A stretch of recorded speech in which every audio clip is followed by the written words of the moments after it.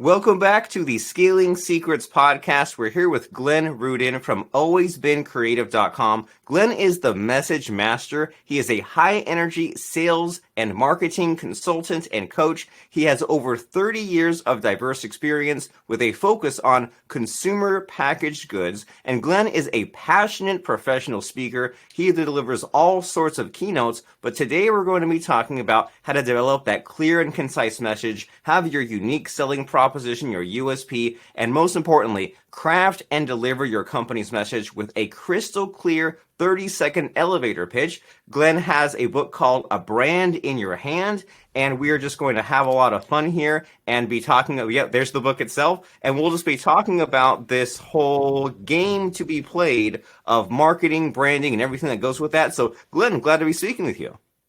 Robert, it is a pleasure to be here. I love the opportunity to speak to somebody who's a pro at what they do like you, and I hope that some of the information I'm able to share with you and your audience today comes in handy for them as they go out and continue to develop their businesses, their careers, and their personal selves as well.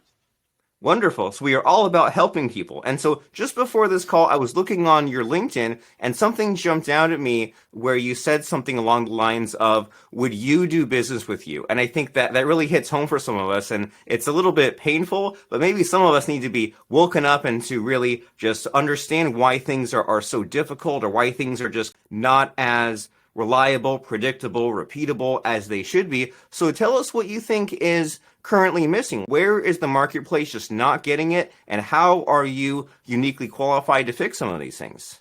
Well, listen, I love the fact that you picked out that particular keynote that I do, Would You Do Business With You? Because it is a literal challenge, right? If you film yourself on your, on your mobile phone doing, your pitch or whatever, you just stand up in front of a mirror and you do the best rendition of what you would do if you were going out in public or meeting with a client, and then you were really honest with yourself, Robert. The question is, would you do business with yourself? Because if you can't answer a very affirmative yes for you, then why would any of us want to meet with you or do business with you as well? The impetus for that story comes from an actual networking experience where a guy that would show up at this particular networking group every month, and he was looking for work, and he was completely unprepared in what he said, unprepared in the way he dressed, unprepared in the way he behaved in the meetings. And one morning, and this is early in the morning, people are making this effort to get out there at 7:30 in the morning and do this kind of networking. We've all been to these meetings, whether it's Chamber of Commerce, BNI, the local restaurant, at night after work, right? And you go round robin around the room and do your introductions. And I was so frustrated for this guy that I got in my car one morning and I literally looked in the rearview mirror and I said, that guy wouldn't do business with himself if he was sitting on the other side of the table. And that's where that keynote was born from. And so to really answer your question, it really goes back to college. Most of the colleges that we go to do not bother spending any time working on this basic blocking and tackling, which is more important than anything, because it doesn't matter how much information you get filled up with at school if you don't understand how to properly communicate it in a way that is effective and interesting to the world. You can take all that knowledge and just throw it away. And so it starts with the schools. It never happens there. And then we develop these really bad habits once we get out into the workplace where, again, people don't come in contact with someone like me that specializes in this topic and really spends time helping them figure out what that message should be. So I hope that answers your question. It does. It's this plague, this problem that we've had since the beginning of time of just being too literal and too much about the information and not so much about the packaging of the information, the story, the fun. And we've all had those good teachers and bad teachers in school, and it seems like the good teachers were good at meeting us halfway and at getting our attention and at being entertaining. And then in this even more recent age, we have Google, and you would think that because there's a smartphone in everyone's pocket, anyone can go on any social media, any YouTube, you would think we would just have all the answers, and it seems like we're more confused than ever. And then things like Chat GPT come along where you think, even better, now it can just make the answers for me, and then it just becomes like a tidal wave of just like too much information. I can't sift through it. I don't know if it's right for me. I don't know where to start. And then it seems like, according to you and your expertise, the way forward is on presenting the information in a better way, in talking to the right person. And it seems like even from just speaking with you right now, in figuring out a story, right? Because you could have easily said, well, here's what I'm all about. Here are the facts. But you said, I went to this meeting. I was so frustrated, and I have this cause here of the school doesn't teach it right. So that's just what I'm getting as far as a first impression with you, is that we should be thinking and presenting in stories, just that way we can connect with people better.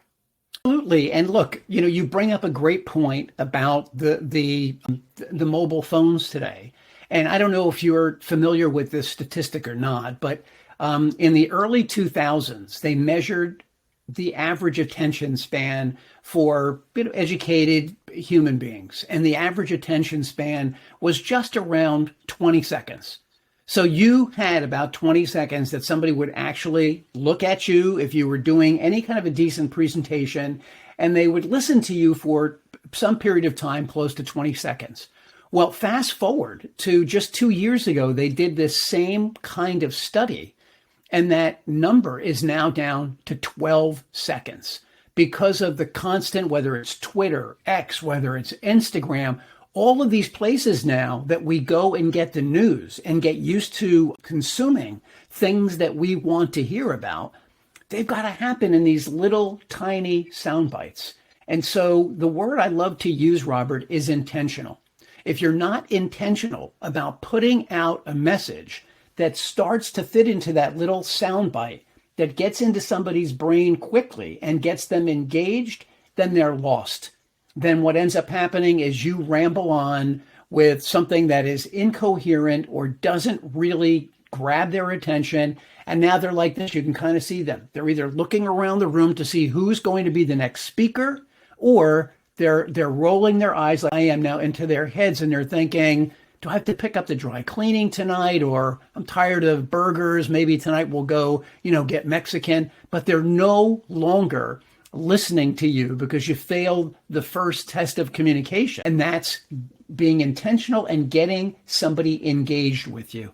And this is where it really all goes wrong. And when we're not intentional and we're not practiced on what we should be saying, it becomes painfully obvious in really poor use of body language, verbal language, and an inability to say something quickly that's going to be meaningful to somebody else, that somebody else is going to hear and think, gee, I don't know if that's for me, but it sounds interesting. I'll stay tuned for another 10 or 15 seconds and see if there's something really there for me. It seems like people out there have a good message, good things to say, but they need to kind of like take the block of wood and sand it down and shape it into the form of a desk, to shape it into just like a useful, pleasant, package. And it seems like they have the raw materials there, but they need to be applying some of these things that you are mentioning here of being intentional. And when you say being intentional, what comes to mind for me is it's like they have this whole ocean of knowledge, and they need to think, okay, well, I'm speaking to this room of people, and I want them to think this and feel this and to kind of be directed towards taking this sort of action. So then I can dump all this information on them and leave them even more confused than they already were, or say, I want them to be here. So what, out of all the things I say, what can I do and say and in what order? And what can I do to wake them up with that 12-second attention span? And who are we kidding? 12 seconds even seems high in this day and age. And so they need to be intentional, and they need to be somewhat concise and entertaining. And it also, this seems like from what I'm picking up from you, is they also maybe need to focus on the problem as well. And this is something that like I didn't pick up until maybe even a few years ago. Like a lot of what you're mentioning here, you could have just said, well, we need to be speaking in this way and presenting in this message this way. But instead you said, here's all the problems, here's all the way that things can go wrong. So that way it kind of amplifies the danger in my mind. And I say, okay, now it's clear to me, here's the problem that is being solved. And so that was kind of an aha for me, even just listening to you. And so what do you think people are missing out on? Is that thing of not giving the problem enough attention? Is that something you see, or just where are people in general missing the mark when it comes to this sort of messaging communication? What's the low-hanging fruit? Yeah, it's a great question. And I'm glad you asked it that way, because it really is simple. You have to keep a couple things in mind. The first thing is, yes, it is all about solving a problem. And one of the mistakes that people make is they think, I've got to talk about this in a highly educated way so people are really impressed with me because I can use college words. And that's the first mistake people make. I coach people and I say, you need to gear your pitch, your stories, anything you're doing related to gaining interest about your business to the level of about a 14-year-old middle school student. That's the level that we are most open to, that we most hear the information in. That's one. The second one is we do need to identify a problem that what we do for work, that we do for our business addresses. And the thing I try to say to people is this: not everybody that is hearing you do your pitch is specifically your customer. It's not specifically their problem, but every single person who hears you speak knows somebody that does have that problem or that issue. And that's why it's so important to frame it in a way that somebody will hear me and, like Robert, will say, Glenn, you know what? I don't really need help with my elevator pitch, but there's a number of people at our PR firm that are terrible with presenting how the PR firm does what it does for our clients. So I heard you, and even though I don't think I need this, I'm going to go to the people that I know within the agency and say, hey, we should get this guy in to do a seminar on how to pitch the agency. And so people make this mistake of, what I'll do is I'll just cram some college words in here, and then everybody listening will think, oh, gee, Glenn's really smart. And what ends up happening when people do that, Robert, is the first word that we get from you that we don't understand, now we've stopped listening to you go forward, and we're stuck here on that word. And we're thinking, what does that word mean? And in the meantime, as the speaker, you're just rolling forward. And so now if I can go into the memory and think of, oh, I think I know what that word meant, and try to catch up to you again, and now you throw another word of those big college words in there, it's completely lost. And so I think Einstein has this amazing quote: if you can't explain yourself simply, you don't understand yourself well enough to explain it to other people. And I've had people with very complex, working in the nuclear field, working in the energy field. And when I say to them, your pitch is about 4 minutes long, nobody's listening to it. Oh, Glenn, our thing is really complex. And I'm like, I don't think you're getting it. I don't think you're getting it. No matter what you're doing, you're solving a problem for somebody. And what you need to do is figure out a way to let the world know that this problem exists in very simple language, and your company or you have a way to deal with that problem. I usually coach the people that I work with, Robert, to start their pitch out with either a direct statement with a statistic in it or a question. Something like, Robert, did you know that 90% of the people I come in contact with struggle with their message, their branding, their personal brand, public speaking? One of those or all of those, 90%. So now all of a sudden you're hearing that and you're thinking, wow, that might be me. That statistic sounds like it might include me. Maybe not for all of it, but for part of it. So that's one way to say, did you know? And now it's a question that somebody's listening. And it's an inclusive statistic because it's a big number and you're probably part of it. Or just a plain fact, 90% of the people I come in contact with struggle with this, this, and this. And I did a show on Clubhouse last week that was all about great opening lines for pitches. And there's a lot of interesting ways to go about that. And again, the idea is to find some way that you can create a sentence that just draws us in enough to want to hear the rest of it. Not that we're going to buy something from you right now. Not that you're going to pull out a pen and a contract and we sign on the dotted line. You really just want us to think, gee, that sounded interesting. It's something I could use or someone I know could use. I want to get more information from this person speaking so I can find out more about how this works, what it does, what it costs, all those other things that we can then have a conversation about later on.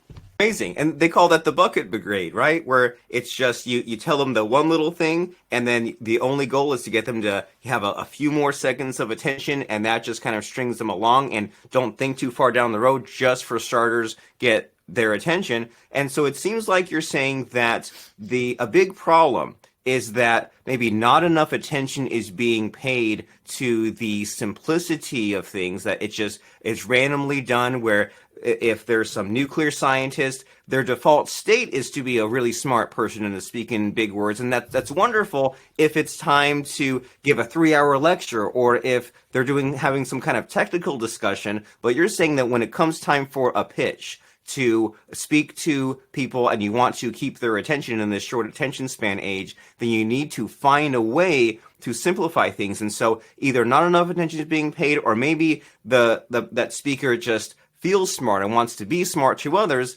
and that's kind of the wrong path. That's the wrong goal. That's a path to what you said there of maybe even throwing out just the wrong word, just some obscure word, and the rest of us are thinking like, okay, I've heard that word, I think I know what it means, but now my brain is going to feel stupid. Or we've all been there where we said, now where have I heard that word? What does that mean? And then it like just distracts us from the point of paying focused attention. And so what you're saying is that we need to pay attention, and a good template or a good starting point is to start with this, for example, did you know? And find some sort of shocking statistics. That way it jumps out and says, did you know? And that way it's immediately I've learned something, right? I've learned even just in that single first sentence. And then it also draws in hopefully somewhat of the problem. And then it also includes me, because people are selfish, right? And you said like, okay, so am I in that 90%, or do I know someone in that 90% who then needs to know the elevator pitch? And so if someone out there is maybe a little bit afraid of this elevator pitch idea of like, well, how do I know if it works if I say the wrong thing? Is it safe to say that someone might try out different openers or might try out different ways of communicating, and that this might be like an evolution over time, or they might be like a comedian and like try out different material?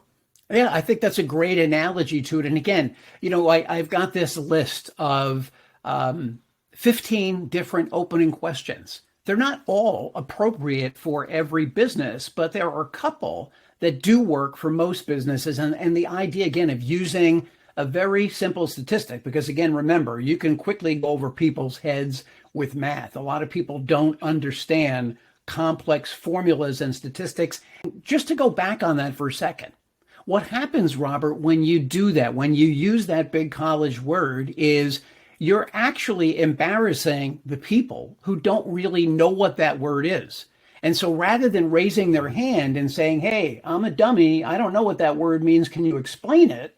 They just kind of put their hands down, look around and be like, I'm not telling anybody I don't know what that word is, because I'm assuming I should know what it is. And now I feel dumb. And the last thing in the world we want to do, especially in a group setting, is admit that we don't know something. So why put that kind of pressure on somebody if we don't have to?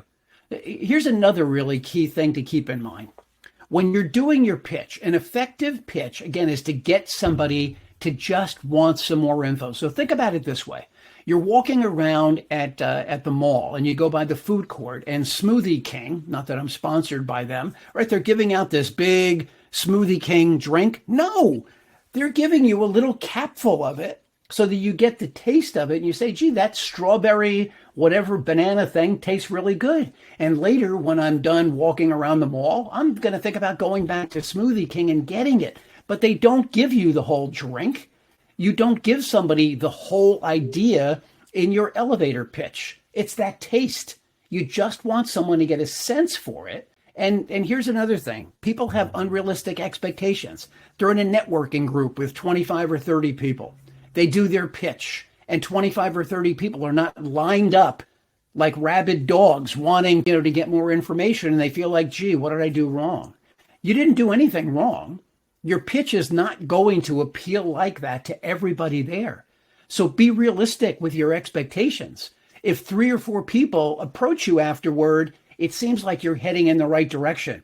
If no one does, you definitely have to go back to the drawing board. A couple more really quick things, big mistakes that people make with their pitch. Again, we're talking right at the top, that first 10 to 12 seconds that you're doing this.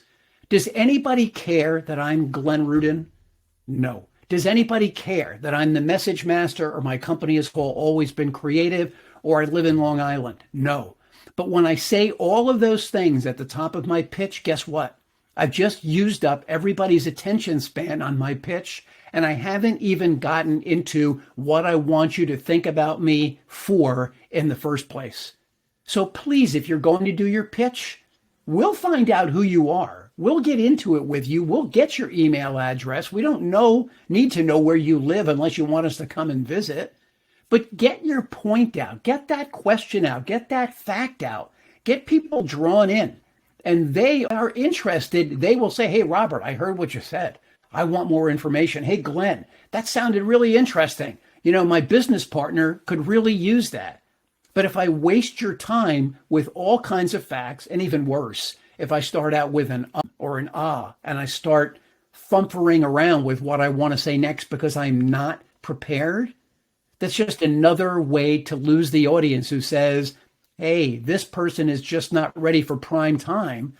What are they going to do when they actually have to be handling my account or my business? So that first impression you're giving off is really super important in so many ways. And let's back up just even one step further. If your appearance is not good, it's not professional, then people will start to judge you even before you get to start that pitch. And they'll say, gee, this person doesn't really look like they're ready to do business or they're serious about it. So even if you have the greatest pitch in the world, you may be turning people off before you even get to say hi because you're not dressed in a way that says to somebody, this person is a professional in the space that they manage. And I get into this with people where they want to argue with me about, hey, listen, if someone doesn't like me the way I am, then I'm just not really interested. And I'm like, listen, you can sacrifice all the potential customers you want in that way. But if you want them, you've got to do it a certain way. And further down the road, if you want to get more casual, you'll get the opportunity to get more casual when somebody says, hey, Robert, you don't have to wear the suit and tie every time we get together. You're trying to make an impression on me, but it's okay. You can be more comfortable next time. Hey, then it's a wide open lane for you. But don't lose the opportunity to get somebody interested just again with your personal branding and your grooming and the way you show up before you even get to do your pitch, because in just a few seconds, not even 12, we're already jumping to conclusions about whether or not you're worthy of doing business with. I just wanted to throw that in because it's also really important when it comes to branding and messaging. And these are all areas where we might just not even be aware that we're falling short, not even aware that we're turning people off or just losing their attention in those few seconds, all in service of this goal of getting to the end of getting them to feel a certain thing or take some kind of action. And if you just don't have that goal in mind, then it's so easy to mess up and to info dump and to make all those sorts of mistakes. And so I imagine that there are people out there that they have this potential, they have this message, and they can really benefit from revisiting it over and over again and thinking, well, how can I present myself better? How can I start it better? How can I make sure to keep all those attention factors? How can I dial down the smarty language? That way I'm appealing to everyone. And this is all wonderful. And these are all things that we should all be mindful of and thinking about. And so in all of your travels, right, we've heard so many stories already, but I see from your bio that you've worked with Revlon and you've talked to Walmart, Target, CVS. So you've got to have some crazy, amazing, fun stories to really drive the point home and really just show us how powerful some of this messaging can be. So what do you have to throw in here as far as just like a fun story just to really make this interview come alive? Well, okay, so right, when you want to talk about the pressure of having to get your pitch done in a timely fashion, most people are never going to have the joy of visiting the buyer's lounge at Walmart stores in Bentonville, Arkansas. And just to quickly explain how this works, right? Every single person who sells to Walmart goes through this same space where the Walmart buyers come out. You've got your appointment at a particular time, and the person up front says, yeah, and you've got a room that you have to go to. You may have never met this buyer before. And you can imagine, we're talking Walmart, so the stakes are incredibly high. And so if you're not prepared ahead of time to give that buyer immediately something really important about what you're talking about, what your business is, what the benefit is for the Walmart shopper, then you are going to just sit there and fumble around, and you only get a half hour. And you even get less than that because the vendor ahead of you is still cleaning up their stuff when you're actually laying your stuff down on the same table and the Walmart buyer is sitting down, and you've got to immediately focus in and be ready. So what I don't want people to do, and I've had a number of meetings like that have gone incredibly well with Walmart and ended up selling certain products into those stores. Same idea at Target, same idea at CVS, at Walgreens with the NBA, Depot, Lowe's, all these different places that I've gone to and done these to. And with each one of them, before I ever got there, the presentation was done over and over and over again, so that as soon as the lights were on, of course, I'm dressed like a sales professional and somebody who needs to be taken account for. And as soon as I have the opportunity, I'm giving that buyer the very reason that they need this in their store, because this is something that their customers have to have. So what I want to leave everybody with there is the intentionality about it, the idea of preparing in advance, of getting comfortable with doing your own sales pitches to yourself over and over again, because people, Robert, struggle with public speaking. It's one of the more stressful things that do. We hear about famous entertainers who have stage fright, who don't want to go out there in front of a crowd. It's very real. And the way that you can manage that the best for yourself is by being intentional and being prepared, knowing what you have to say is the right thing and knowing how to say it, so that when you do, you create the greatest first impression you possibly can, because that is the one that's going to stick with the buyer, the person listening to you, the person you're networking with. And so I say, take the time for yourself to do that. And again, go back to that simple question that we started the podcast with today. Would you do business with yourself? I know I would do business with myself based on the kind of work that I do. But how would you answer that question for you based on the current effort that you're making? That is a powerful question to be asking. And when you're talking about these things like being prepared and being intentional and taking the time, what I'm getting out of this is that we need to do those repetitions. That when you have one of these clients that presents to Walmart, or if you're presenting to Walmart, I guarantee you were rehearsing that many times over, maybe dozens of times, hundreds of times. You didn't just say, oh, there's a table to sit my ware on. And so that's, and even, anything that we do, when we give a talk or we appear on podcasts or make videos, it's not just our first time doing it. And I think that even just from speaking with you and you're talking about these concepts like refining your story and starting off well and keeping the attention span going, it seems like just doing the repetitions can help so much. And it also possibly takes a lot of the pressure off, right? Because like you're mentioning some of those scenarios where someone tunes out or we give this talk and only 5 people come up to us instead of like 100. But even if we have that where we think, oh, well, I'm not sure if that was my best, or I would have done this or that better, it seems like it's okay, because as long as we're doing enough, then there's always some other opportunity to better some other time. Of course, look, this is an evolution for sure, where you're going to do it over and over again. I'd like to relate everything back to the music industry, right? Even the greatest, I'm a big classic rock fan. So, I date myself with the Beatles and the Stones and all these different bands. And I'll this for the moment, just because, or even I'll take, Paul McCartney. I watched a video of him. He went back to Australia for his current tour just within the last couple of days. Now, he doesn't just walk out on stage and know every Beatles song he ever played.